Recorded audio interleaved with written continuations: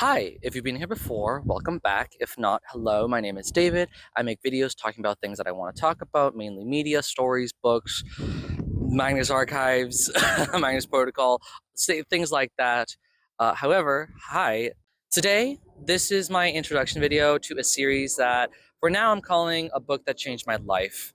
I wanted to talk about different books that have affected me throughout my childhood and books that have affected me throughout my adulthood as well. Today, I'll be talking about three specific books from my past when I was in high school.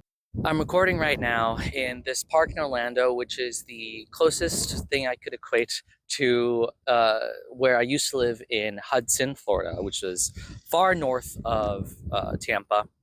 I used to live there for high school, and this area was isolating and rural and hot. I wanted to simulate that, but the best I could. I couldn't get to Land Lakes like I wanted to, but here I am.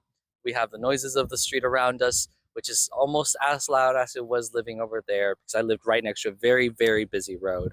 In high school, I felt very isolated and very alone. All my friends were 40 minutes to an hour away. I didn't have a car. I was just coming out and it was just a hard time all around. My parents, bless their hearts, they did everything they could to try to make me happier, but I was just a moody teenager. And in that time, 2016 presidential election, there's a lot of things happening that really affected me.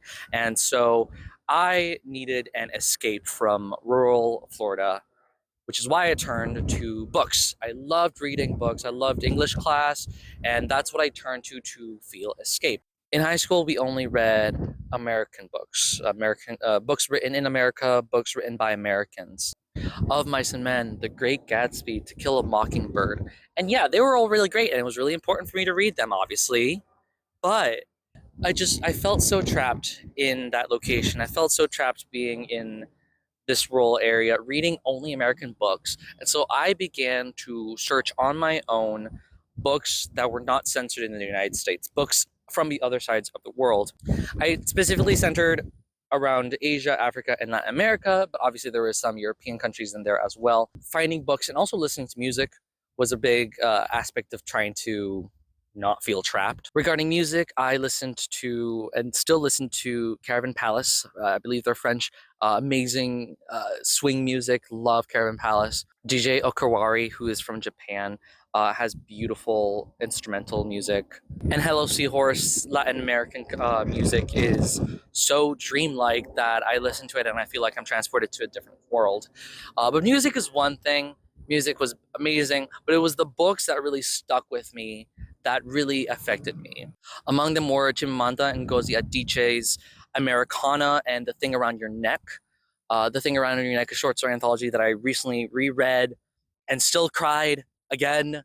Americana, an amazing novel that I remember reading like early in the mornings when my mom dropped me off at school. Persepolis by Marjane Satrapi, I read for school, for class, and I liked it enough that I wanted to read Persepolis 2, and both were really good. 100 Years of Solitude by Gabriel Garcia Marquez, which I honestly will probably cover in a later video, but I read a little later into my. I think I read it in senior year of high school, and it was so good. And Khalid Hosseini's A Kite Runner was recommended to me by one of my teachers, and it is so emotionally impactful that I loved it as well. Those were just some of the examples of some of the books that I remember reading. However, when I think about that time, when I think about those series of books that I read, three books come to mind immediately. And these three books I wanted to make videos about, and I think would be great for the first three installments of the series of books that changed me.